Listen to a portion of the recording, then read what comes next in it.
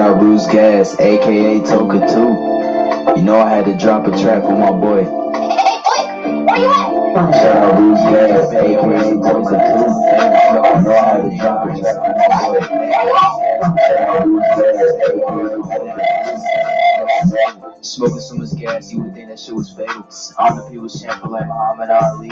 Shout out Bruce Gas, one day we gon' meet. Yeah, we gon' blow it down, we gon' smoke hella weed. Yeah, we gon' blow it down, take a hit out the Toka 2. Slipping hella shots, feel like Tyson with the people. Little Glock by my side, but it hit just like Isaac Cruz. Shout out Mad Chad, real shit, that's my fucking dude. We always cooking on the panel. Strapped to my side, I ain't talking about no sandals. Bruce passed me the blunt, I'ma light it like a candle. Ayy, non-stop bars, man, I always spit flames.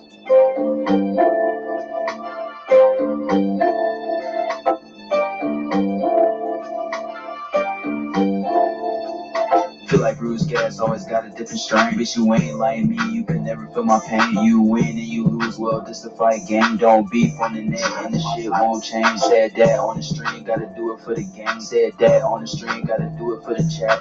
I ain't undisputed, yeah, hold on, I ain't undisputed, but I want all the straps.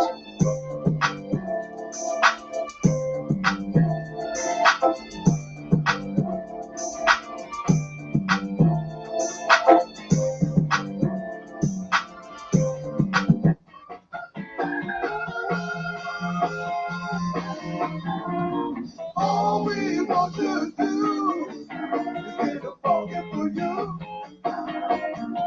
tonight.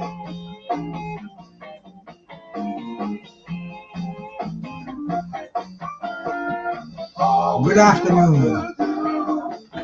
Bruce Gas here, boxing, jazz, and more. On a Saturday, the 8th of March. And if you don't know what this day is, then you're not really a boxing fan of the caliber. Just do appreciate you bopping by, my friend, and Michael Johnson, my brother. Thank you so much for coming by, man. Thank you. I appreciate both of you cats stopping in here. We'll see if anybody else stops in. In the meantime, hey, Michael, did you get those magazines I sent you yet? De Niro, my brother. Always a pleasure to see you. And let's see, I got to get my head in the right frame of mind here. I'm not high. This is one of the rare times you're seeing me on the straight and narrow. We'll straighten that out rather quickly. A little bit of the 42, my man. Hey, you're getting ancient, brother. You're getting ancient. I'm glad you got that. I'm glad you like that, Mike. 42 the other day. Young man. Rumble, young man, rumble. Man, when I was 42, man, I think I was probably in the best shape of my life. I was in the gym every day. Where's my grinder? Where is my grinder? Okay. You couldn't have gone too far. There it is, right in front of me, right in front of me. Sean, what's happening, brother? Is that Con Seanery? Or is, which Sean are you? Mick Smith. Grinder, the grinder, yes, we use our New England accent on that. I'm gonna put a little bit of a butt of soap in there. A little jelly cake in there. We make it nice because today is a special day in the world of boxing. Break a little piece of this nice little bud off here, and that one also goes in the grinder. Put those back in the humidor, and we'll give those that little grinding. The Chop Shop, my brother. Good to see you in here, man. I haven't seen you in a long time. A pleasure, man. Okay, man. Blood's my brother. I'm glad you're in here, man. Blood's a good man. Make sure we get you a wrench if you come in here, bro, so nobody times you out. There we go.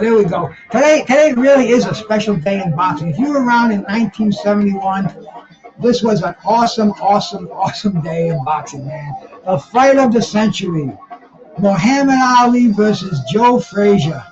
Both undefeated heavyweight champions. The boxing world was waiting forever for this fight. We were waiting through the 60s, and finally it's 1971. I was 15 years old. It was a Monday night. I was in high school. I couldn't get down to see the fight, man. My pops wasn't going to let me out at 15 to go to the city and watch this on a closed circuit. Let me put a little bit of, I think we're going to sweeten this up with some Vanilla Sky ice. My sister Siberian Gal Pal, a pleasure to see you in here. Let me find the tool. Get a little chunk of this out. Hey, that's this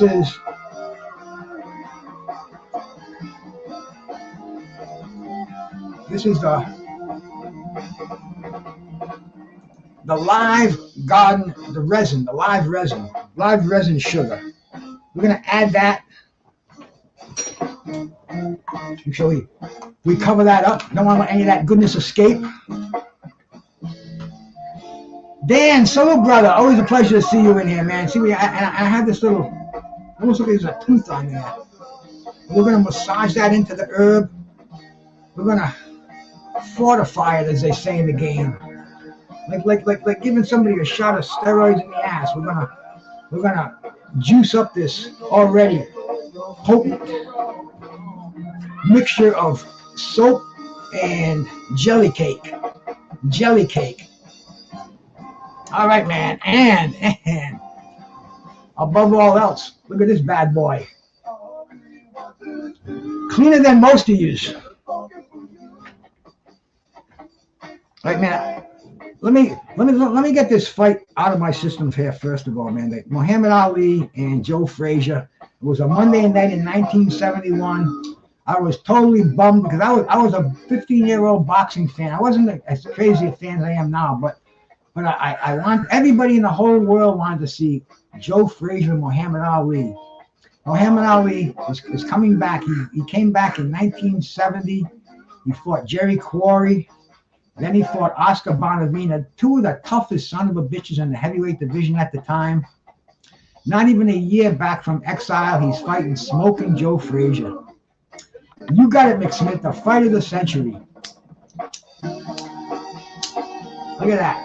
Dead.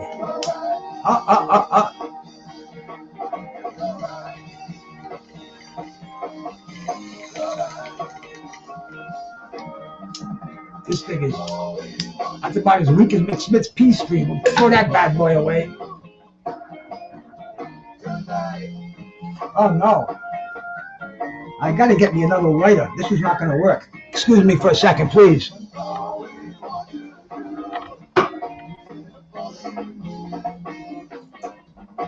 Okay, I need a lighter.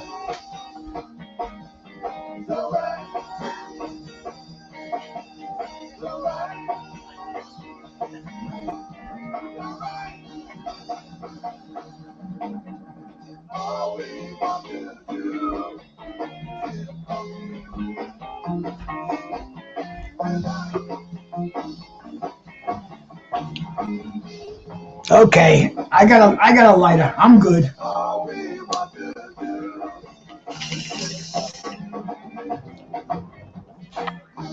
But see, when they when they advertise for this fight, the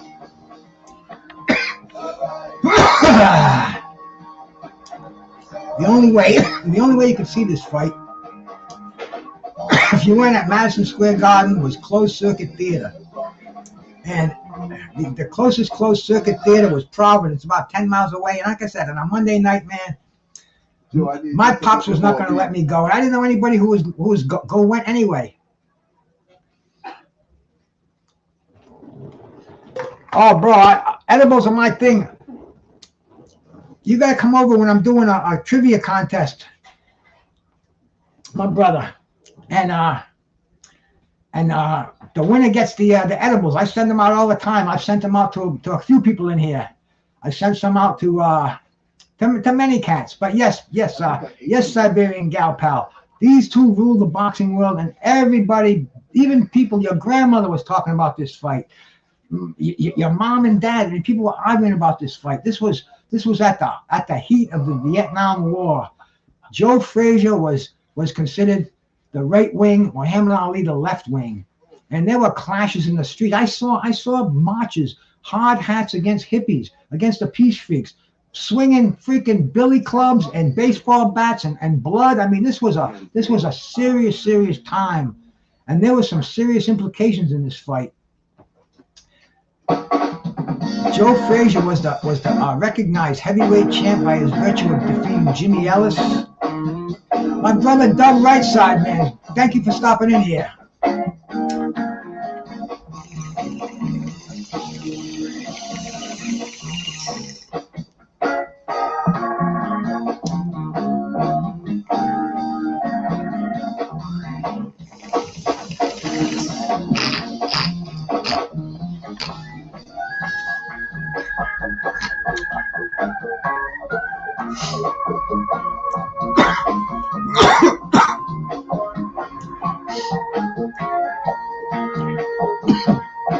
You know, it's crazy over here on YouTube because everybody does a YouTube show, and you know, I'm grateful when people come in here, and especially when I do my trivia shows because that's when we give a little prize to the participating winner.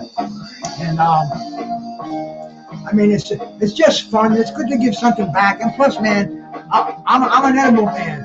As a matter of fact, yesterday I was going to make a batch 2 days ago. The machine broke down. It wouldn't start. I'm plugging it in. I'm fucking around with it. I'm going nuts. I'm swearing and everything. I went to this company I bought it from. It's called Magical Butter. And they said they knew who I was as soon as I got online with them. Same address. Yes. They said, send it back to us. We'll send you a new one. And we'll send you a shipping label to send it back to. So, man, shout out to them. The gummies will be coming back again. And anyway, man, let me get back to this great fight because this fight was so much action. People were screaming. It was like a freaking Bruce Springsteen concert, man. It was an awesome expectations, and it didn't let us down. But see, Ali was not 100% Ali. He wasn't afloat like a butterfly, sting like a bee like he was before. Ali had to get down in the trenches with Smoking Joe. And he paid for it, and he got knocked down in the 15th round. And this was, Ali came out blazing. Smoking Joe was not to be denied. I mean, this was everything and more in a heavyweight championship fight. And it just so happened to be on this day in 1971. We got the 54th year anniversary of the fight. Wow. It definitely puts things in perspective when you look at it that way. Rock Chuck, my sister, always a pleasure. Sports fanatic, hey man, I appreciate you cats coming in here because anybody can go anywhere on YouTube. And we do. I mean, I bop to a site. I listen for 10 minutes. If I'm not digging it, I go somewhere else. But hey, I appreciate anybody just coming in here, dropping that thumbs up sign, let people know the show's on, and it gets the word out there, man.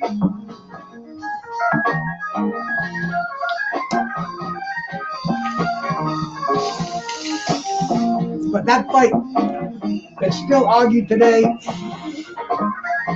So much, two black men fighting, and there was so much racial implications. This fight had everything. Oh, Danero, I'm so glad, brother. I'm so glad, man. Technique, salute to you, man. The Bud Files, thank you much for stopping by. And, you know, the bottom line in this, you know, there's all kind of diseases and illnesses out there. And, you know, preventive medicine, we can't help what's going to happen. You know, I could get smacked in the face with cancer tomorrow.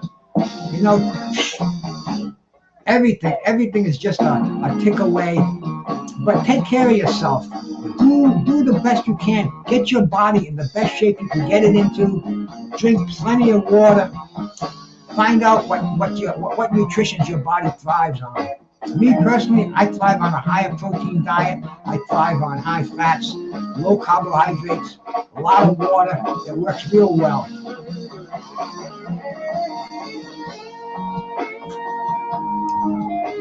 I got a bro that usually calls me up on a Saturday, and he started bringing me eggs. I got 2 dozen eggs off him in the last 2 weeks. No, I'm sorry, 36 eggs. He brings 18 pack down for me when he comes down.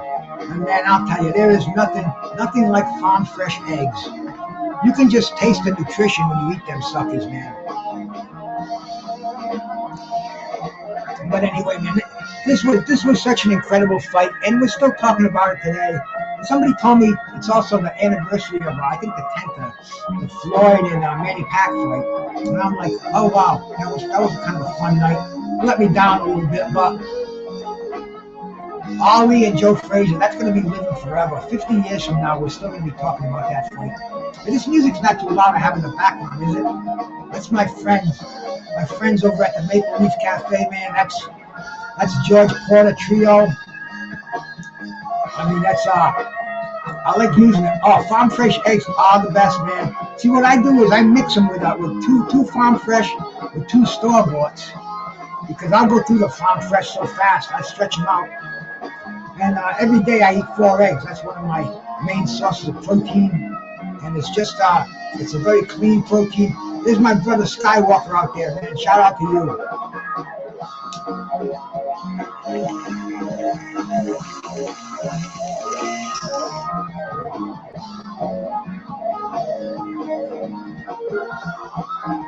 Daniel Berry, sup with you, my brother. Always stopping by and showing support. I appreciate that, man.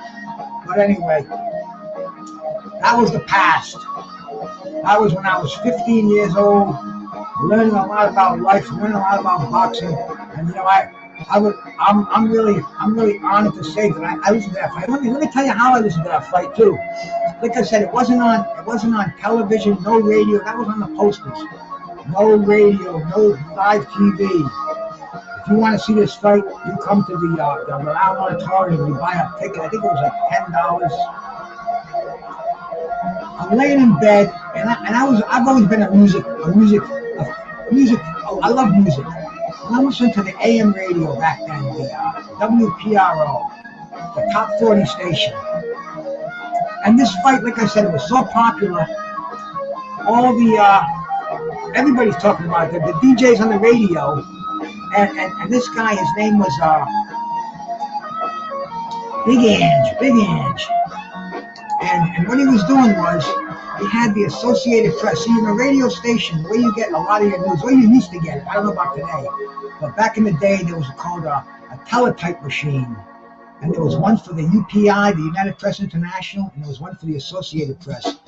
And those suckers would be just like a ticker tape with stock, just spitting out pages and pages of news. And this fight was so top, so number one.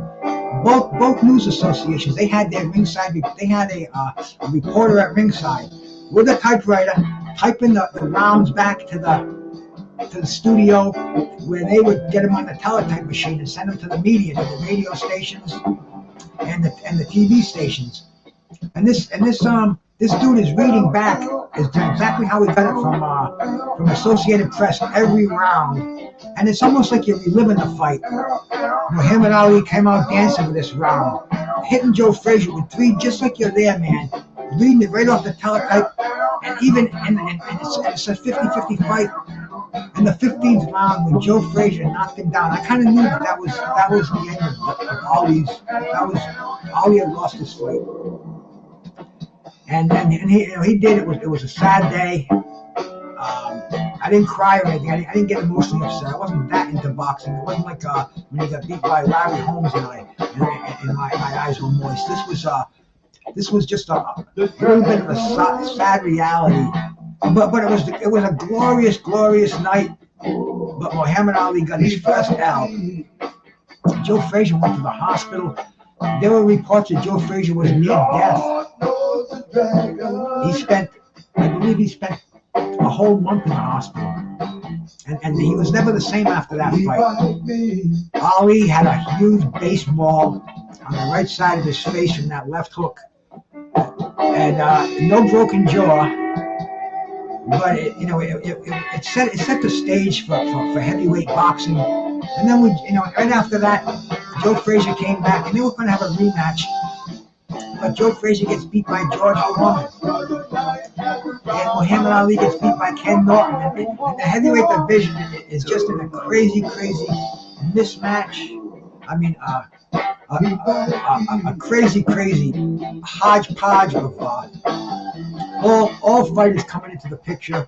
And those five fighters, I should say, Frazier, Foreman, Ali, Joe, Frazier, Foreman, Norton, Ali, and who's the fifth one?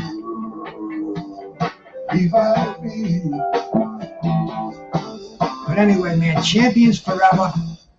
It set the stage for the heavyweight division. But let's get back to the present now, because this is what I wanted to talk about. I wanted to relive that fight. I even want to play it, but every time I play it, I get copyright strikes, even though I have permission from Vintage Boxing and they just don't seem to work. They just don't seem to work for us out here, man. But anyway, boxing today is even crazier.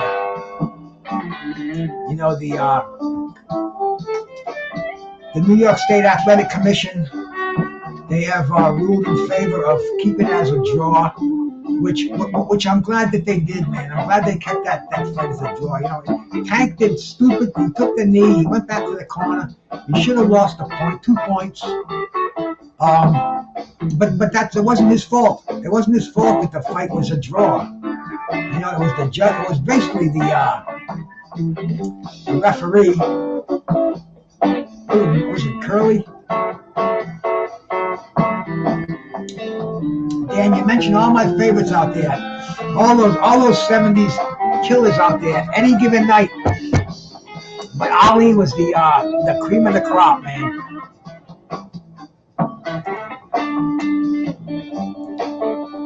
Yeah, Ali definitely put some abuse on his body, and it could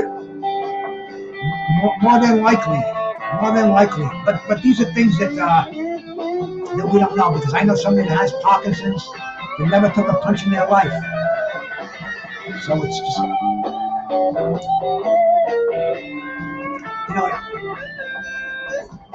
Muhammad Ali was just such a great figure. But let's get back to today, man. Gervonta Davis and Lamar Roach a draw, and it stays a draw.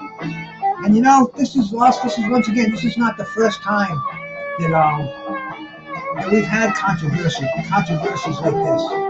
I'm going to try to turn that music down a little bit. It just sounds like it's a little too loud. There we go. Let me show you what it looks like outside the window right now too, man. This is March 8th. Check this out. This is what I'm looking at right now.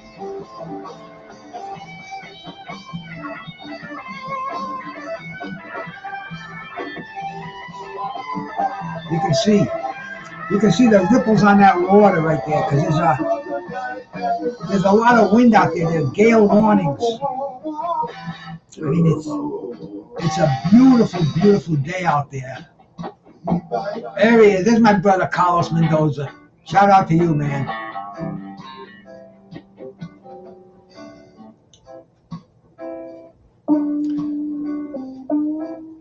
I hear that.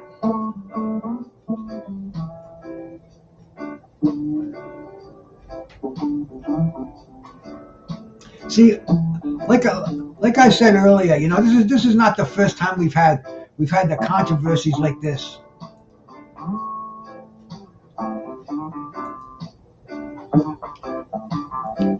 The one fight that I remember the most, because I'm the heavyweight addict here. There was a fight between WBA champion Mike Weaver. WBA champion Mike Weaver, number one contender Michael Dokes. I think this was in 1983.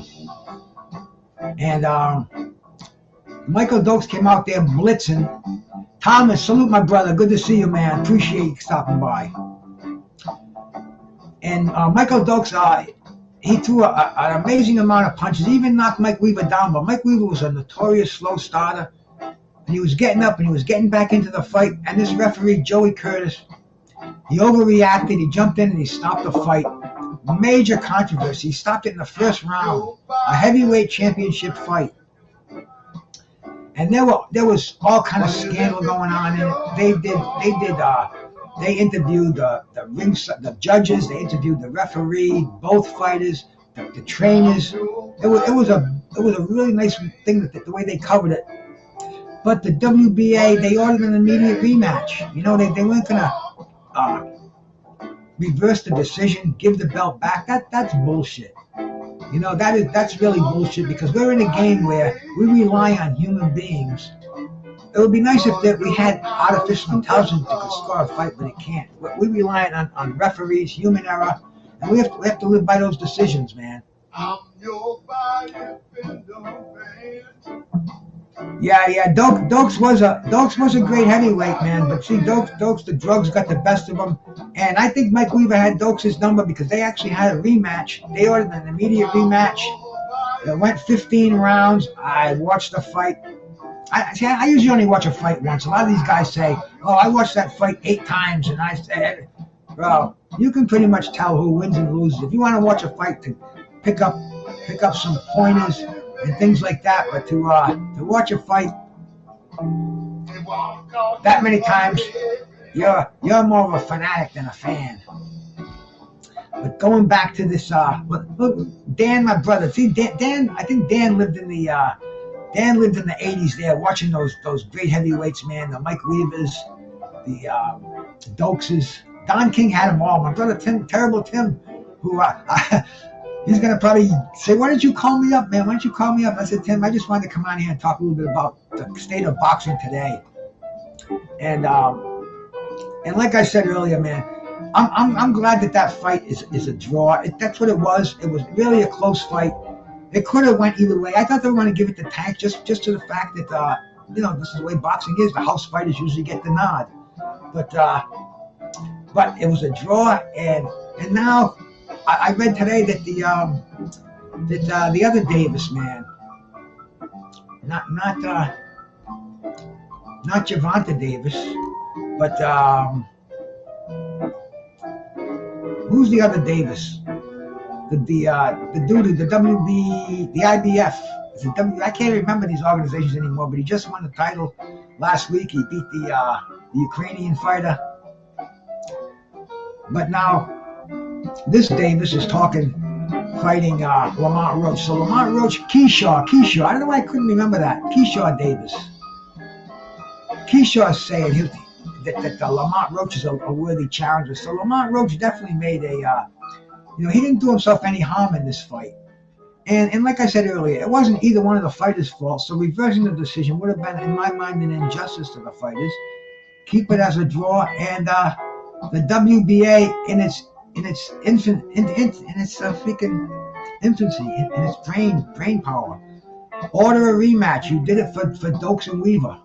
And these organizations, anyway, they're kind of all getting. My brother Blood Boxing did a special on them this morning. He did a show. And I've been watching these guys.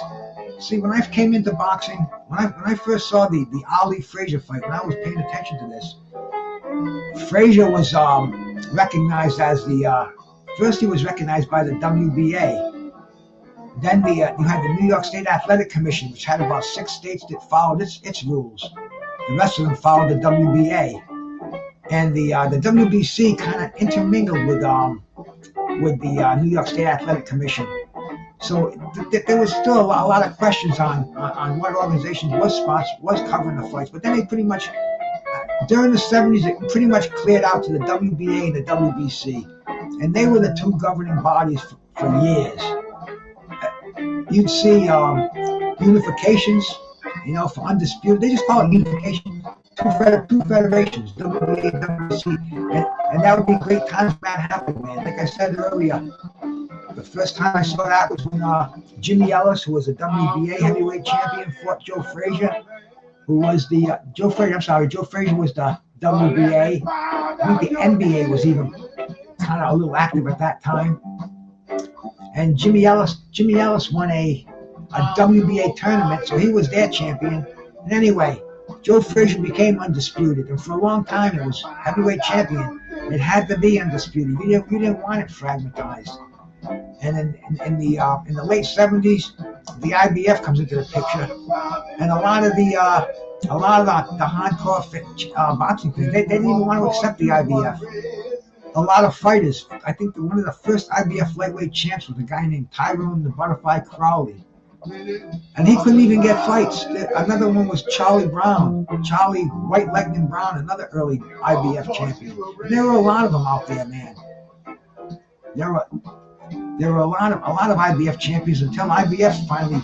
See, IBF became legitimized when they gave Larry Holmes their championship belt. Larry Holmes, he didn't want the WBC belt because the WBC had a lot of mandates. They wanted him fighting guys like they wanted him to rematch Tim Witherspoon. They wanted him to fight Greg Page. Larry didn't want to deal with those young kids, man. They were kind of a lot on him. Larry's in the twilights of his career. So anyway, Larry's awarded the IBF title. So he has to fight. He goes and fights Scott Frank. And, Larry was happy with that belt. They also kind of gave it to Marvin Hagler. Marvin Hagler was one of the inaugural champions. He fought Wilfred Scipion, and the winner of that fight was awarded the title. They had already pretty much coronated Marvin Hagler, but he was one of the inaugurals, and also Aaron Pryor. So those three fighters, they legitimized the IBF, and the IBF they weren't on the up and up either, man. Their first president, Robert Lee, he was the U.S. representative for the WBA, and he pulled out of there to start his own IBF. And he ends up doing federal time for accepting briberies from Bob Arum somewhere along the line. And, it's just basically all those organizations are crooked. The New York State Athletic Commission, they've been around for a long time. And anyway, keeping that fight as a draw, I think that was the right thing to do. Tank's going to have to open up his eyes, man. No more cherry picks. You're going to have to fight some legitimate fighters. I want to see Tank fight a real world champion. I can't remember when the last time that he won a legit world title. The WBA title that he has now was given to him. Who did he beat for the regular WBA belt? I don't even know. But I want to see Tank fulfill some of the promises that he has. I was the biggest Tank fan in the world years ago. People thought I was crazy. I said, no, this kid hits like a heavyweight. Watch him. But then kind of fell by the wayside. He wasn't fulfilling the expectations that I had for him. And that's boxing. I moved on. Chris, salute, brother. Boxing today is a faggot's game. I'm getting turned off watching the sport. Well, see, this is why I like what Turki Alashik's doing. He's keeping it interesting. Boxing, it doesn't cost anything to watch it. Like you don't have to buy pay-per-views. We're on the age of the internet. I haven't bought a pay-per-view since I bought Iran Barkley and Thomas Hearns back in, it was in '87, and even that didn't come in really good. But I think we're in a good spot for boxing right now, especially with all the action that's happening. Turki Alashik, hooking up.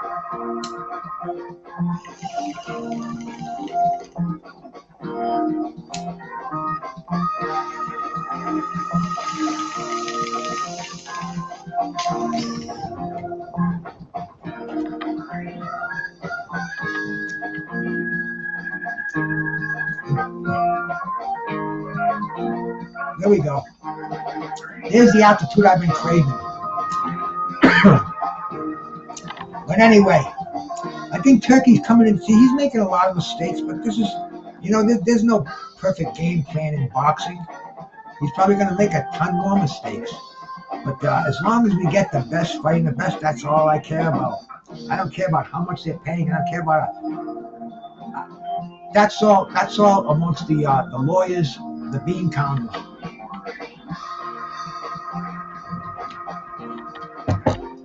This fight coming up in New York City. In in Times Square. That triple threat affair, man. Ryan and Rolly. I think that's going to be a hell of a fight. I think I think he's a much better fighter. And I think Rolly's going to get probably outclassed and knocked out. But Rolly's a tough kid, puts on a good show, brings people to the table. I mean, that whole card is looking good.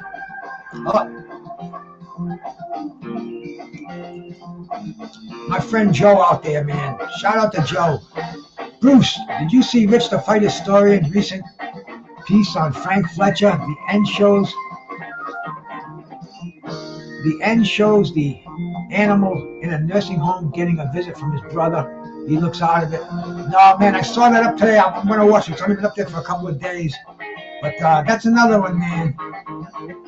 Frank the Animal Fletcher. What great shows he put on back in the day. He'd have his mother at ringside. Oh man, you watch his fights with Hard Rock Green. Even Mugabe, that was the Animal versus the Beast. Bianca, salute to my Australian sister out there. Thank you for stopping by. But this Times Square thing. See, this people are complaining about it already. I guess. Oh, they're only going to have 300 people there, and there's going to be a big riot. Dude, this is different level stuff. Kick back and watch it and enjoy it and see what they're going to give us. If it's crap, it's not going to be around long. I mean, damn. Everybody remembers XFL, USFL. There's always people coming on and trying to duplicate it, and they may make it better. They may not, but who knows? We're going to benefit by seeing the best fighters fight the best. Dana White, what business does Dana White have in boxing? To me, Dana White's an amusing character. I watch him on YouTube, how he runs his business. I'm not a big fan of UFC, so I don't really pay much attention to it. But I know he puts a lot of fights on. He's got a lot of people that dig what he's doing. Come on in boxing. Do what you can do. If we don't like it, we're going to boot your ass out. Very simple. Nobody takes over boxing.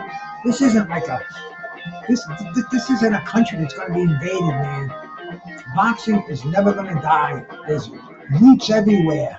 There's plenty of room for plenty of people to come in. Chris Atkins, y'all. Chris Atkins on guitar, man. Playing right now down at the Maple Leaf Bar. In fact, we're in Lent right now. Any of you guys give up anything for Lent?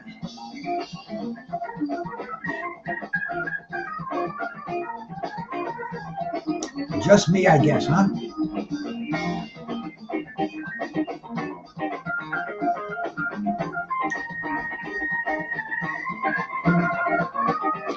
But man, this fight, and when is this coming on today? And then, today's a weird day too. This is a Saturday where we don't have any big boxing coming on tonight.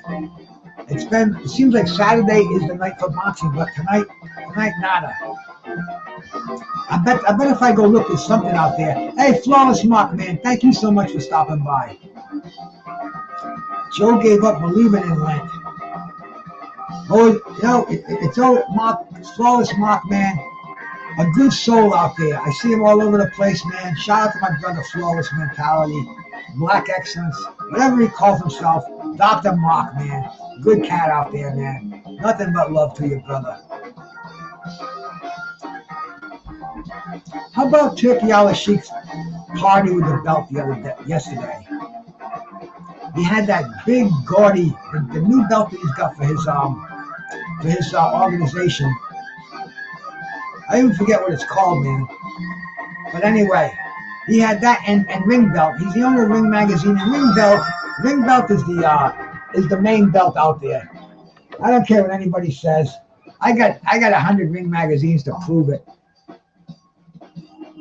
Linda Platt, my sister Linda Platt. It was her birthday 2 days ago, and I just found out a little while ago. I texted her a happy birthday. Anybody all you got to do is go look at Photography Rick and Boxing. She's the #1 female photographer. She's got pictures with Ali, Lenin, Duran, Hearns, all of them.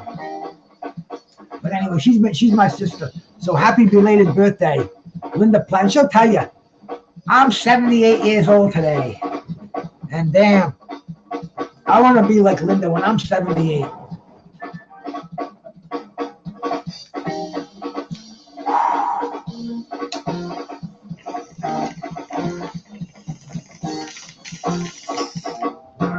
We see Turki Al-Sheikh. He's got Canelo up there. He's got that big, the new Riyadh belt. I don't know what they call it. I'm sure I'll find out. And Jose Suleiman wants to stick that Ring magazine. He wants to jump in the picture. It's like that guy you see at the wedding. He always wants to get in there. He wants to behind the bride's head and shit, you know. And Jose Suleiman was put in his place. Turki Al-Sheikh said, no, stay back there. He said, you keep that 2-bit belt. He wants to get down to the 1 belt, 1 weight class. And that would really simplify boxing. Because what the hell is the WBC diamond belt, the gold belt, the interim, the Reggie? It's ridiculous. Ring Magazine, they have 17, like every federation, they have 17 weight divisions, but they only have eight divisions declared for champions right now. That's today. There are 12 wide open. There are several. I can't even think of the number with them up here. But there are so many of their weight classes are vacant because they believe that they don't just give a belt away. These alphabet organizations out there today, if a champion is stripped or if a champion gives up the belt, if he dies, whatever, they move the interim champion up. And it's ridiculous. You know, you're going to have the number 1 contender fight the number 2 contender, that's the ideals. That's what Ring Magazine originally wants to do. Ideally, that's what they want to do, or they have been doing. And that's why they don't just award their belts to anybody. So, Ring Magazine champions, and if they stick with the Turki Al-Sheikh's belt, that big old gaudy belt, I think that's gonna affect boxing quite a bit. Hey, Just Frank, my brother, always a pleasure to see you in here. I think it's gonna be a fun thing for boxing. You know, whether the purists are gonna go for it, or even some of these kids today, I hear, get his ass out of boxing. Turkey, get out of. I mean, these people are taking it. They're taking it personally. It's only boxing. It's not gonna. It's only boxing. Believe me. This is the most beautiful sport in the world. All the truths are settled in the ring, but at the end of the day, it's only fucking boxing. Don't invest your whole life in it.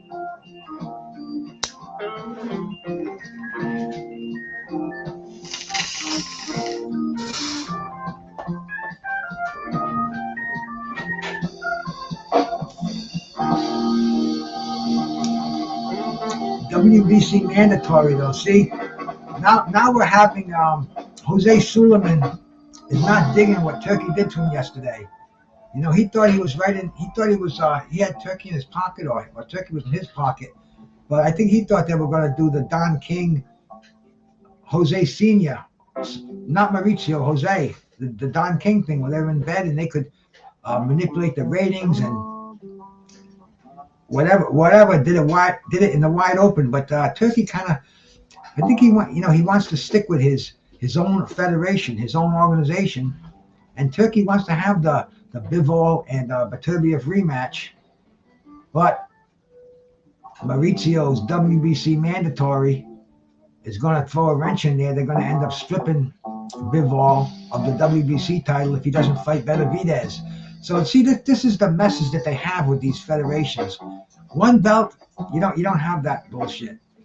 So they're going to say, now you're living in the past. We can't go back to that anymore. We got to have these organizations. What do these organizations do? Tell me, what do? They claim they're non-profit. You know what a non-profit is? Does anybody out there know what a non-profit is? A non-profit can make all the money they want while they're in business doing their thing. At the end of the year, they're in a different tax bracket. they cannot show a profit, so they dispense all their money that they made to their members, their chairmen, their boards. They all get the money from them. At the end of the year, it's zero-sum gain. That's non-profit, and it's really a hustle and bustle. It's a way to avoid paying taxes. I've seen social clubs do that. At the end of the year, everybody who's a member of the club gets a little envelope, and when the accountant comes and the IRS checks, oh, you didn't make any money, you donated to the Jose Ferrer baseball backyard fund. I see. So I mean, it's a scam. It really is, man. Let's see. Hey, Skywalker, you want to come up here, man? You want to talk a little bit about boxing with me? I'm gonna stay on for a little while longer. I'll drop a link in here, man. And my brother Skywalker, he's one of my originals, man. Me and Skywalker, we were doing shows back 5 years ago. So if he wants to come up here, man, spit a little knowledge.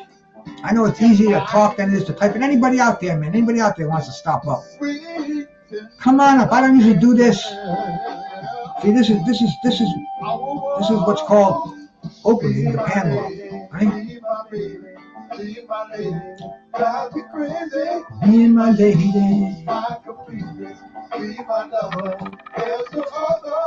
See, Saturday night should be date nights anyway. I think this is why Ali and Frazier fought on a Monday night, and this is why Wide World of Sports was on a Saturday afternoon. Saturday night, man, that's smashing night. Okay, we're gonna have to see if my brothers. One quick look at the bay before we leave, and we'll see if anybody wants to come up, say hello. Tell me what you think about Turki Al-Sheikh, man. Tell me if you think he's good for boxing or bad for boxing. Let me know what you think about the Tank and the Roach fight being declared a draw, being kept as a draw. You know, so a lot of fanatics said, nah, it should be turned over. Roach should be awarded the title. Things that are just not going to happen. And all my blessings. Oh, God, you. But you're going to see a lot of back and forth this week with Maurizio Sulaiman, Turki Al-Sheikh. I think the war's been stopped. The war's happened. You know, Maurizio was saying up to a few weeks ago how they were working hand in hand, and this was so good for boxing.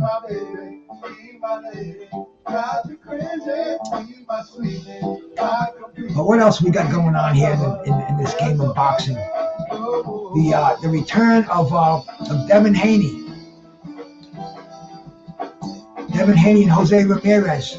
I think that's going to be a pretty good fight, man. You know, I think Jose is going to be up at a 147.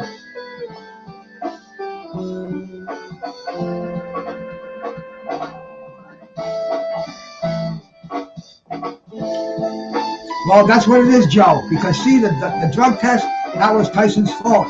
That's why they changed the Ryan Garcia and Devin Haney fight, because it was Ryan's fault. This fight, how can you change it? You're gonna blame it on the referee for not calling a knockdown. See, judges can't say it's a knockdown. Judges can only say what the referee tells them to say. If the judge doesn't call it a knockdown, and I mean everybody, this is starting to be old sickening news. The damn referee already had counted the 2. He was ready to move in there. He had the 2 fingers up, and they said no. Tank said no. Tank ran for the towel. It was bullshit. The referee just should have taken over. He should have taken over what was happening. Said knockdown, up on a get down, and then got in control. 1 point for the knockdown, 1 point for the corner coming up on the ring. Resume the fight. I mean, he could have had anything in that towel. He could have had that little black bottle in there, smelling salts. You cannot. That just cannot be done. That's the rules of boxing. Tank skated those rules, and he got away with it. You know, I guess the name of the game is get away with as much as you can, right? And you know what the failed drug test on that one too, Joe, was? See, Joe's my friend Joe. Joe's a true historian there from Ireland. Sometimes I think he's a bot. But the failed drug test was marijuana. Marahuniage. El Pinche. Another strange character of YouTube, man. A nameless, faceless origin out there. Sometimes he says some intelligent things. Sometimes you know when he's trolling, but he's one of the many.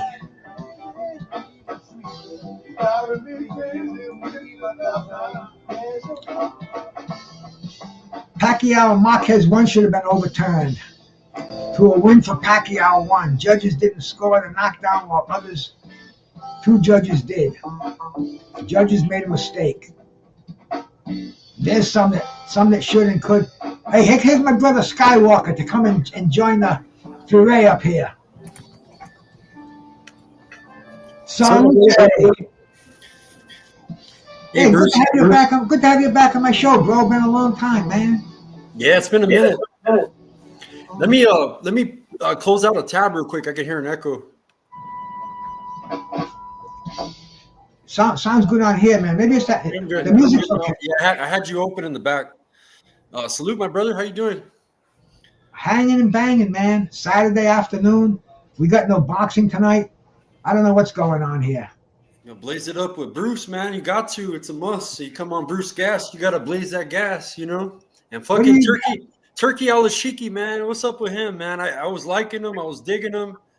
But, yeah, it is a disrespect to us diehard boxing fans, man. You got to keep up with the history, the tradition of the sport of boxing. You know what I mean? And I think he's that kind of person, man. He's got all the money in the world. He has everybody in his pocketbooks. The way he told Canelo, he's like, you got the missing piece. He's talking about Williams' skull strap to make him undisputed again. But that's basically his ideology. That's what he did with all the promoters. You know what I'm saying? They're all holding his pocket. He's daddy right now. We're gonna get his style of boxing, man. We ain't gonna get no ring girls. It's gonna be in Saudi Arabia. Who has the money to fly to Saudi Arabia to watch a fight? So I can see some issues coming up. I like that the big fights are happening. That's one good thing that I like. Can't take that away from Turki, but overall, if you look at the bigger picture, man, he could be scheming, man. He could be scheming, and I think it could, this could change the game of boxing, man. So we got to stand on the traditions. We got to stand on the principles of the sport. You know what I mean? Can't let nobody change it because they have a lot of money. Shout out to Andrew G, man, and shout out to my brother Kenny Porter's right hand. Well, see, I'm looking at it this way. The Turki Al-Sheikh, he came into this scene when boxing a year ago. We were on a lifeline, bro. We were sinking. PBC was giving us recycled garbage. The pay-per-views were fuckers. The pay-per-views were terrible. Right. I mean, nobody wanted to cross the street. Then all of a sudden we're seeing these big cards coming. I mean, the Baturbia, Bivol, the Fury, and Usyk. Just unbelievable fights that we never see. Even the undercards, they're stacked. I mean, this is like this is beyond my wild expectations. And you're right, bro. Remember, we used to talk about that all the time a couple of years ago as boxing fans. That's something that we forgot about. But let me finish. What I think he's doing right now is, I think he's going to have a lot of minor league stuff in there. He's still going to keep these big fights. I think he's still going to have the historic fights. He's going to bring the history in there. But see, I think he's going to do a lot of this stuff on the side, like minor league stuff. There's going to be there's going to be a tournament set up where it's going to benefit these fighters if they want to come in, and they're not going to make the big money of making a once a year huge event fight. But if you want to come in and fight a six round tournament and get your name out there, it's going to do nothing but benefit boxing. Because we're not stiff upper collar. We can change, man. We can change with the times. historical boxing is always going to be there. We're always going to have the great fights to talk about and the great fights to be made. And I think that I don't think he's going to make them all in Saudi. I believe Madison Square Garden. Look what he's doing in Times Square. And I don't know, man. Hey, let me shout out I saw Reggie Owens in here. Hey, Reggie, you want to stop up here and talk some boxing, bro? There's a link, man. Salute to We're talking Cosmic in about the all the chat. shit. And anybody else? What? No, I was talking. I'm doing the live right now. Sorry, But man. you're right about crossing the street with promotions, Bruce. They wouldn't back then. It was like, oh, what promotion are you with? Oh, that fight will never happen because you're with this promotion, and this other fighter's with another promotion. Now we get a lot of fighters crossing the street to fight each other, which is good. You know what I mean? That's one benefit, one good thing that Turkey has brought to boxing. But he could be scheming, man. I don't know, man. What could he? What is the prize though? What do you think he's scheming for? Just to control the sport. You make How it can you Saudi. control the sport? This is we live in a capitalistic society. Two guys put leather on their hands and put a ring up, and that's boxing. You can have. I mean, he can. There's competition, and he's not going to wipe out little promoters because boxing, man, they'll have smokers, they'll have arena fights. There's going to still be resistance to Turkey, and competition is what makes for the best fights. So man, Yeah. I just don't see a downside. Do you remember the stink that he brought with golf? Like how Andrew's bringing up when he tried to take when they started up their own shit competing with the PGA. That brought up a big stink, man, with a lot of Americans, But seems like boxing's more international. You know what I mean? Like with the golf, he was targeting Americans, but with boxing, man, he's getting everybody from the UK, from all overseas. So I didn't pay too much attention to the golf. But the boxing, man. Hey, Teach, shout out to you, brother. If he wants to take like a Vince McMahon did wrestling, but there's still you can still see independent wrestling, man. You can still see TWA and AEW.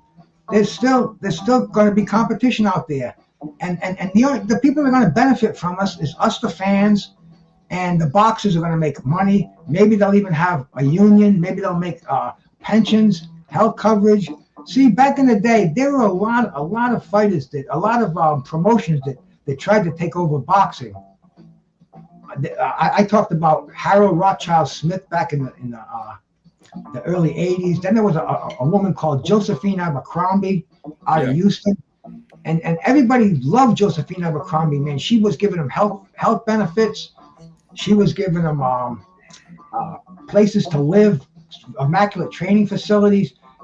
It was taking boxing from a gutter sport, bringing it up to a different level. And if Turkey can do this, and give these guys with it, boxers have to fight 14, 15 years to even put money away to survive. Where other sports, the average career for NBA, Major League Baseball, 5-6 years at the most. Basketball, boxing average is 15, 16 years. if you can So make if he can do something to get these fighters living a better life, man, taking care of themselves, I'm all for that too. Yeah. Hey man, my brother Teach is back there. Teach, What up, brother? Hey, fellas. what up, brother? Good to have you on here, man. Good. Yeah, man. Speak on it. Yeah, I'm not mad about change. I want to see how this goes. There are like two sides to this, people, I do understand like people who don't want boxing to change that much. They're going to be against Turkey. They're just looking, ahead, like the future.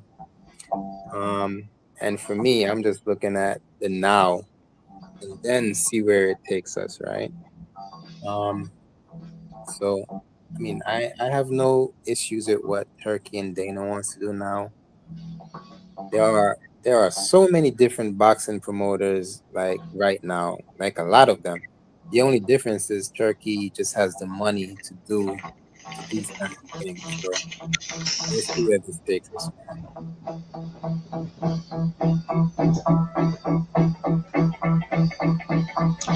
What do you think boxing would be like if Turkey wasn't even in the picture right now? It would be pretty dull, wouldn't it? It'd be Yeah, the it will same be way more. it was 3 years ago. Not getting the fights. Not getting the big fights. I think it will be more of the same. Like what the guy said, it's not getting the big fights. The fights may come, but it may just take too many years. That's about it. But if Turkey could deliver it to us right now, I don't see what the issue is. I gotta change my bong water. I'll be right back. Yeah, I think it's good. It got a lot of benefits, but the end picture teach. What do you think Turkey's trying to achieve, man, with all of this?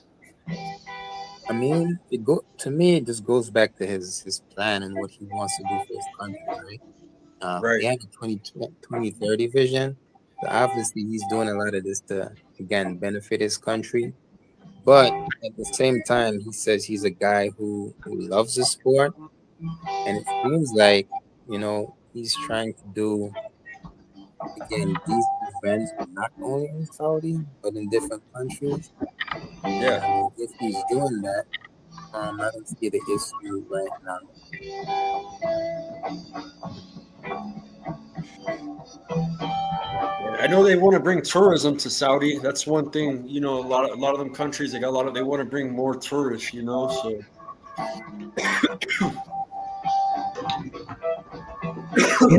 I would love to go. I would love to go to a fight in Saudi. I was in the military, Bruce. I lived in the Middle East, man, for quite a few years, man. I was in Afghanistan and I spent time in Iraq. Um, you know, it's different, man. Different out there. You know what I'm saying? As far as the way they carry themselves with the Islamic law. You know what I'm saying? And Oh, I'm not talking about living out there. yeah, I'm just talking about going there for a weekend to see a fight. yeah. So Everybody that I've talked to have been there. They said that the Riyadh, it's different than the surrounding areas. They have Americanized it so much, where they have Ruth Chris Steakhouse, they have Cheesecake Factory, yeah, they have it's like almost like being in America. I mean, it is, but it isn't. But hey, it's a small world. Um, I just don't see it as a problem. And plus, he's put on in the past few months. We had that big card in Los Angeles that he put on.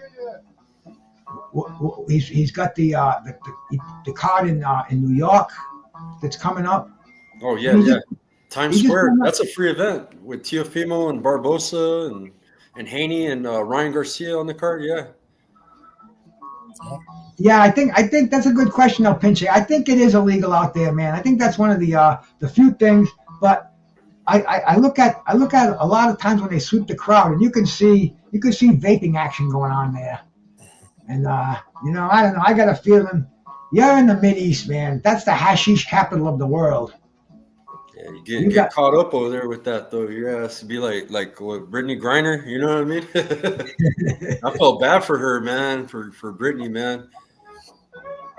Yeah, I mean, personally for me, the She was fights in like Russia being in though. Saudi, it doesn't really affect me because, like, honestly, I don't really go to too many fights. Like the last fight that I've been to was the Haney and Ryan Garcia fight. But outside of New York and maybe New Jersey, like I'm not flying to go to fights or Yeah, anything. I'm just watching it on TV. really to not hassle with the parking, it's to not expensive, have. bro. Yeah, Hey, it's expensive. Warlock, what's good, brother? Even To when I not go have. to the fights as media, when I attend, everything's free, but it ain't really free, man. You gotta pay for fucking parking. The parking could be fucking $50, $100. There's a lot of expenses, man. That make going to fights expensive.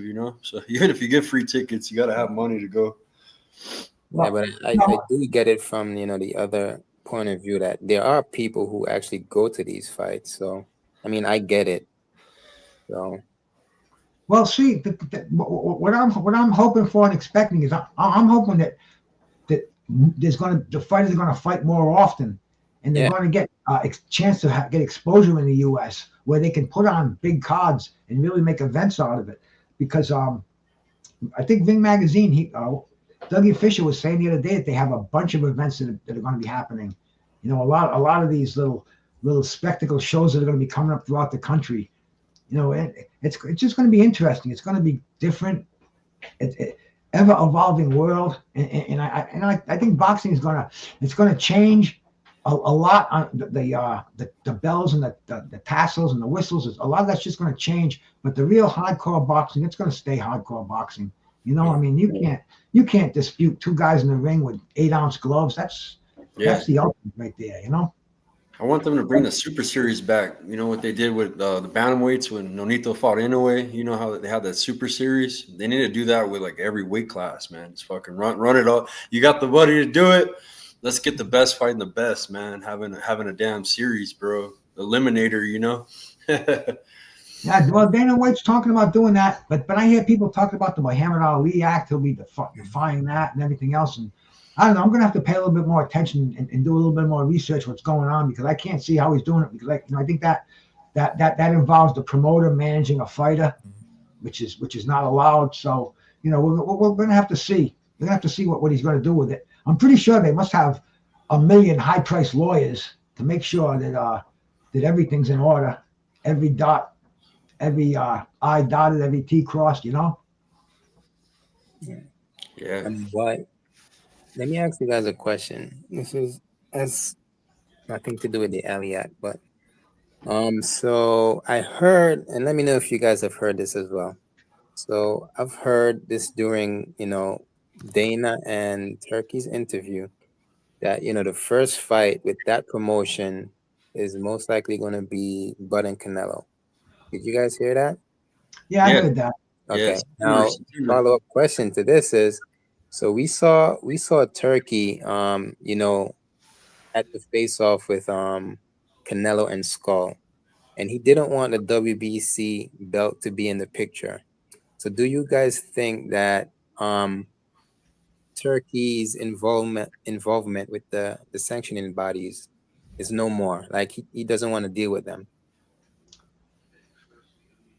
Today, yes. Tomorrow, no. That's the way boxing is. Okay. 1 minute they're sleeping in bed with each other, the next minute they're stabbing each other in the back. But I got a question too. So the last question for me would be, so if Canelo and Bud actually fights under that new promotion, let's say Canelo gets past Skull, would that fight be for undisputed if Turkey doesn't want to deal with the sanctioning bodies? It wouldn't be undisputed because it's not for all the marbles. Yeah, he's trying to introduce his belt. That's the thing. He's trying to showcase his belt. That's it. He's trying to become like the WBC, the WBA, and the IBF. He wants to be bigger than them. And if that's his ambition, hey man, fuck, well, those organizations, they're all so rotten at the core anyway, man. I mean, the WBC, the only reason that Maurizio was the president is because his father was the president. And, it's nepotism passed down from hand to hand. I mean, what does the WBC do for boxing? I know they do give some retired fighters money, which is a good thing. But that's what nonprofits do. I mean, that's what they have to disperse their funds. So I don't know, man. I don't even really give a shit. I just want to see the best fighters fight the best. Yeah, that's what it comes down to, the fight. That's the only thing it boils down to, Teach, when you think about it, I agree.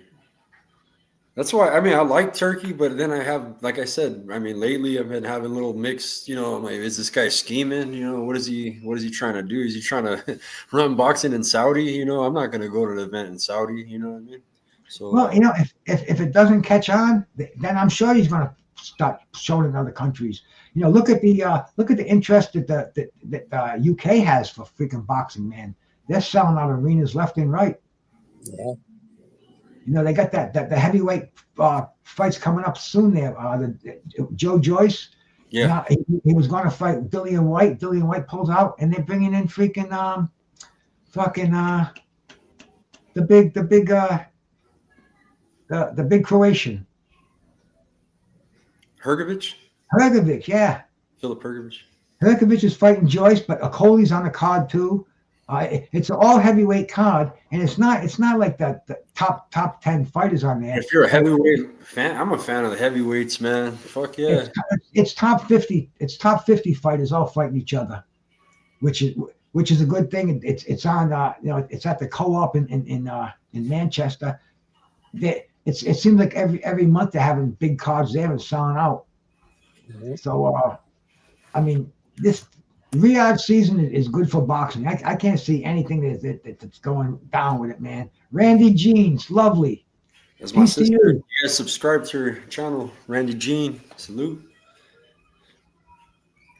The boxers themselves, the promotions themselves, they don't have any real complaints with Turkey. It's just, the fans.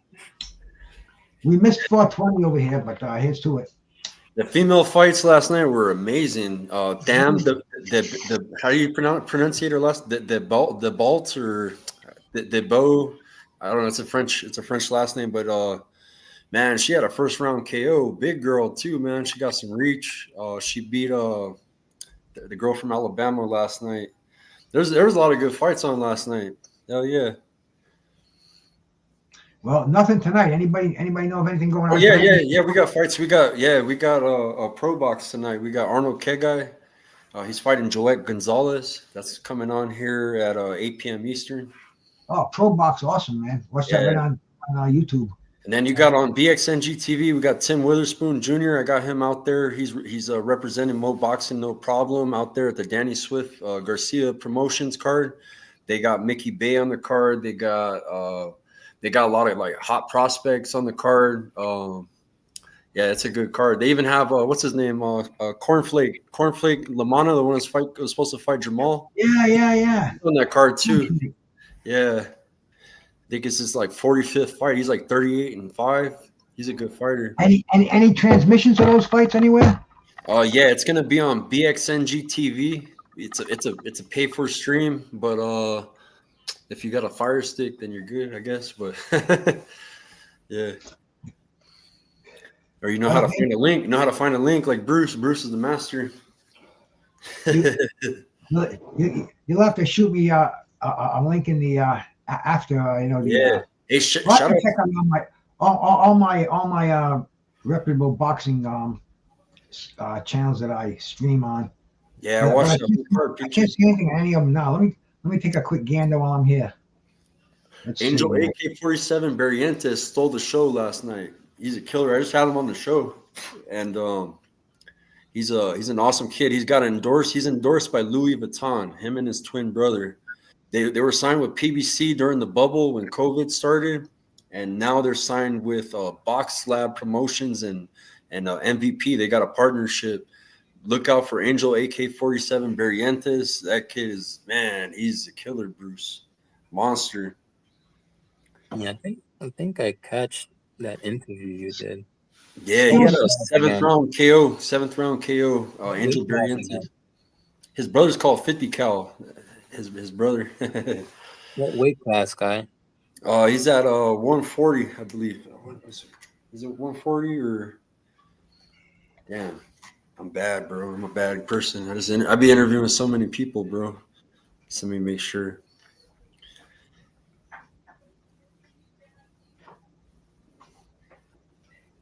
I did that interview like last minute too, bro. I didn't even.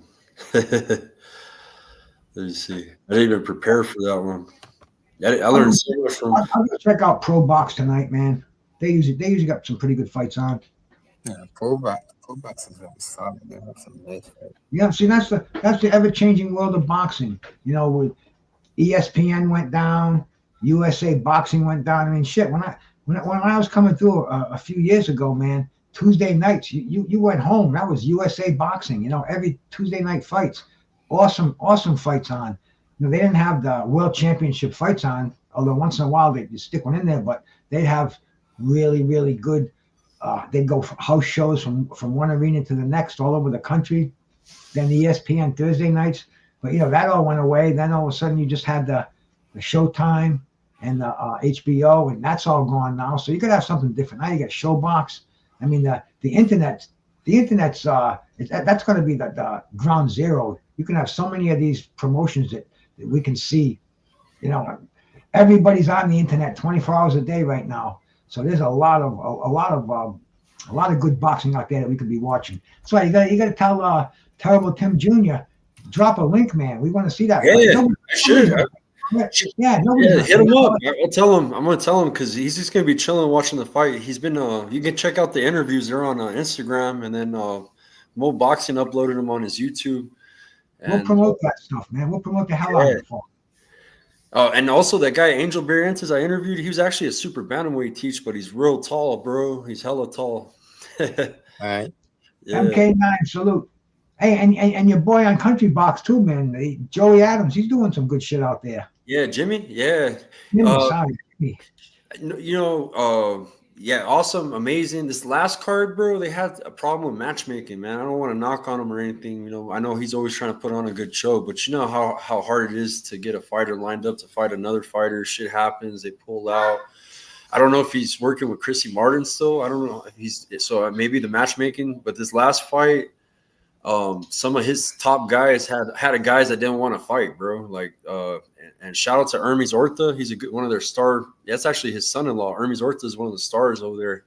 He had an opponent in the ring that didn't want to throw back at all. Just fucking was slumping down every time he exchanged with them. So Jimmy needs to if these have at least a contract with these fighters, man. If you don't come out and fucking fight, you're not gonna get paid, man. You know what I mean? You gotta take their money. Because, man, straight up, his opponent was trash. I call him straight trash. I give respect to fighters, people that at least try. This guy didn't try, bro. He just went out, wanted to get paid. You know what I mean? Which is a big disrespect to fans, you know? Was he a heavyweight? No, he's a featherweight. It was a featherweight fight. And Really? the fighter they got, bro, he was like 2-22. Just went there for a payday. Just went and was sitting down the whole fight. You can actually stream his fight, Bruce. You can, bro, and you know what I mean. They're not going to trip on the copyright. They don't mind you sharing. If you want to go over a fight, it's on their YouTube. The last fight, the main event. I could actually pull up the fight if you want. It only lasts like one round, bro. I'm telling you, dude, or half a round because the guy didn't want. Yeah, go ahead. We'll have a. We'll have a good laugh before we close it down. We get off. Yeah, I'll pull it up.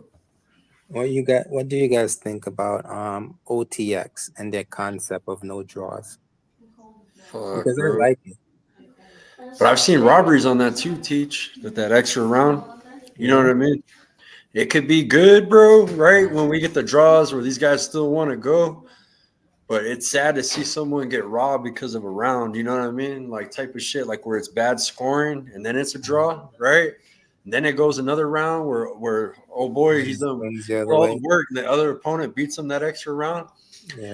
Yeah. So I've seen some robberies. I forgot who got robbed. There was a big controversy on there not so long ago. I feel you. I'll tell you, man. I would not mind seeing an experimentation with open scoring. You know? Let me ask you a question about that, Bruce, because I was on a panel with another gentleman, and he's also an older fella, and he told me that once there was open scoring before, and that didn't turn out too good, so that's why they changed it. Well, they said it didn't pan out too good because they said it made the fighters lose determination if they were way down on the cards. Yeah, but to me, if you know your way down in the cards, it's almost like a spectacle anyway. It's not even worth. You better get moving, or you're not going to make another payday next time. But they tried it, and they were doing it for open score every round, and it didn't catch on. I guess it took too much time away. See, back then too, you got to remember the Wide World of Sports and the CBS Sports Spectacular. They had these strict time frames. So they had to show their whole fight and all their promotion and stuff. It had to be within like 45 minutes for a 10-rounder, an hour for a 12-rounder. You know what I'm saying? Yeah. And that was extra time, and it ran over the time limits. So they just kind of stuck it. They didn't really debate about it. They just got rid of it. I think if they had looked at it a little better, maybe open scoring after 3 rounds, or something like that, or open scoring halfway through the fight. I think something like that where they could go back and they could say, oh, what the fuck, why is this scored so badly, and can we straighten this out? But I think they should look at it again. I think they should give it another. Well, let's check this out, Skywalker here. Good. Turn the volume up. Perfect professional record. 9 wins, no losses, 8 wins coming by way of knockout. Your boy, the undefeated Hermes Warrior Kid. That's JT Orta. Conway. Good ring announcer. Got a nice voice. Yeah, man. I like him, bro. JT's a good guy. And this other kid came in with no ambition. Yeah, he no ambition to win this fight. He was dancing right now before the fight started. I should rewind a little bit. Not blink. Kind of dancing around like he's, But look, once he feels a punch, he don't want. I guess he Don't get doesn't your want to fight. popcorn. Better have it Don't already. go to the bathroom. Nope. It could definitely end early. That's Yeah, the consensus. From definitely everyone end who's been early. around the He's country right. box cars, Watch that this Hermes shit. is going to come out hot and heavy. I would like to see the evolution of a young prospect, though, right? I want to see nice jab there. I don't want to see a guy. This was 3 days ago. This was exclusively hunt last the Tuesday. knockout. I want to see the skills on display. The full fight's on Country Box. What's wrong with You trying guys- to hunt the knockout? Ooh, a nice body shot there from Hermes. He's coming in hard. Oh man, a swing so big that Anthony Woods hits the freaking canvas, and then a shot follows up. They're gonna. We're It calling almost that a looked like a I guess knockdown. that's a knockdown. I thought it was He- a slip He live got and then hurt with a the shot punch. while and he was like, down. "Oh, Yeah. let me hit the ground. It seems like he's Watch, kind of he maybe keeps doing this gonna shit. get ready Yeah. for this fight to end because Doesn't look Look like he happy wants to about fight that. too much longer. Oh, Nice right hand there from the Warrior Kid. Slips out Hermes of the way. a tight guard, Oh, man. shelling up, Yeah. falling down in the corner. See, this is what you don't want to see. It's not the Warrior Kid's fault. It's not Orta's fault. He's doing exactly what he should do. But it's always a tough look when a guy doesn't want to fight back. No, that's Quickly, my you sister. definitely don't want to see Hello. someone just kneeling down. Thank you so much for stopping by. And like I said, like he doesn't come out and fill you out. Like his shots are going to count. Oh, the phantom punch knocked him down. I guess Phantom nothing punch, lands. A little bit of Rey Mysterio action there. Yeah.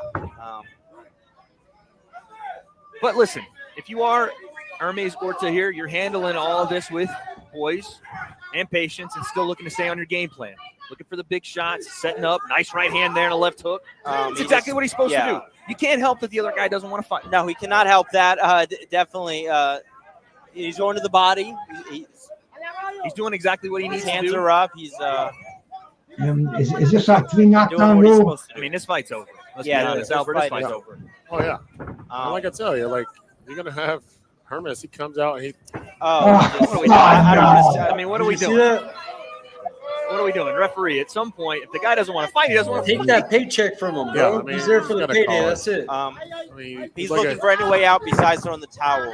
He's I think they said to You him, got you a know how guy to that's, box. He yeah, watched with the his Ali record. movie. That Oh, nice yeah, shot yeah. there. No, Get It's shots. over. Get shots. Yeah. Oh, we're still going to count him. Okay, this is the 4th knockdown. I don't think he's getting up after that one. Watch. Then he gets mad, Yeah, bro. Watch. he gave up. No, he got up. He got up on the 8 count. Sprang to his feet, you might Yeah. say. Or Zach. this ain't it Sprang yet. to It's his he feet. gives him another chest out there. I would have stopped it if I was a ref. But again, I have Hermes is doing seen a exactly fight what like he this should do. before Control what he live. can control and putting the pressure Yeah. on. Oh, a making the nice referee uppercut stop the there. fight. Watch him get mad. And there it It's is. over. There it is.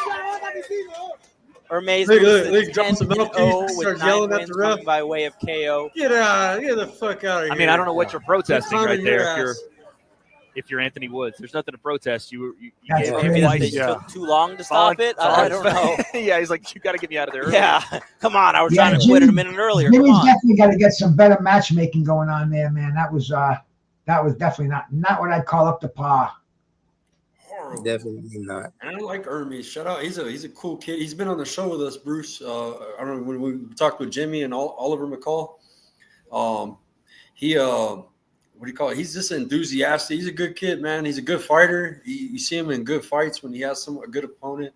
That's what I don't like, man. Same thing with Fed Pacheco. If you guys seen that fight on Thursday, he fought a heavyweight that came in thinking that he was fighting a cruiserweight fight. He only weighed 192 and he weighed 270. He's taller than me, bro. He's like 6'7" and like 280 pounds. Fed Pacheco's a big dude, and his opponent was 5'8", 192 pounds. And it made it for it made a sloppy fight because the matchmaking wasn't good. It wasn't Fed Pacheco. You put Fed Pacheco in there with a big guy, man, that's a fucking good heavyweight fight. You know what I mean? You're gonna get a good, but if you put him in there with a small wiggly guy, and it's just a sloppy fight. So well, yeah, Jimmy's got to definitely be on top of the matchmaking a little bit more. Yeah. But I like what he's doing over there, because I talked to him on the show when he came on. He told me, there's so many musicians in Nashville that are broke waiting on tables, so he gives them something to do. They can make some door money there, and keeps the thing going. That was the little guy I'm talking about. He fought. Look, but it took him 6 rounds to knock the little guy out because the little guy it was so awkward for him to punch him, to catch him because he was so big, Oh, that's a huge size difference. You remember that fight? That was on Thursday. And, man, that shit was some bad matchmaking too, bro. Like, that guy looks good when he's fighting a big guy, but you put him with little, it's like, what the fuck? So matchmakers, do your job better. Oh, yeah. Hey, man, I've heard so many old fighters say the most important thing in a career is your matchmaker. If you got a good matchmaker, you need a good matchmaker. They look back and, man, I needed a better matchmaking, and that'll get you to the top right there. Yeah. But hey, you guys, I've been on here for an hour and a half. I just gonna stop on and say hello and everything else, man. I appreciate it. Salute to my brother Slugger Sam out there, man, and everybody else that came in here. Thank you guys for stopping in here with us, man. My brother Teach coming in here. Any of you guys want to say anything goodbye to these beautiful people who came in here and listened to us for an hour? Thank you, everybody, for tuning in. Hit the like, subscribe to Bruce Gas, Boxing, Jazz, and more, my partner. And thank you, Teach, man. Appreciate you, brother. Share the channel out there, and we see you around, man. Thanks, everybody, for coming out here. Have a good one.